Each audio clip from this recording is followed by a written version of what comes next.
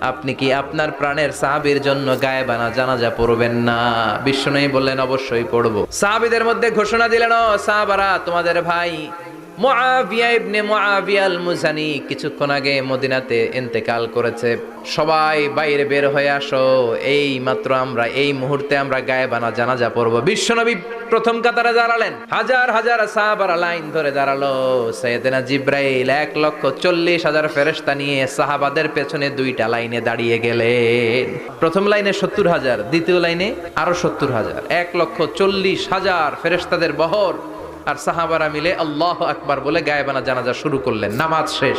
বিশ্বনবী তো অবাক, ঘটনা কি? কোন সাহাবীর গায়েবানা জানাজায় তো ফেরেশতা নামে না আকাশের উপর থেকে।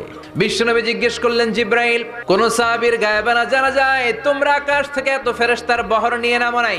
কি এমন আমল করেছে আমার মুআবিয়া? কি এমন ভালো গুণ ছিল, ভালো আমল ছিল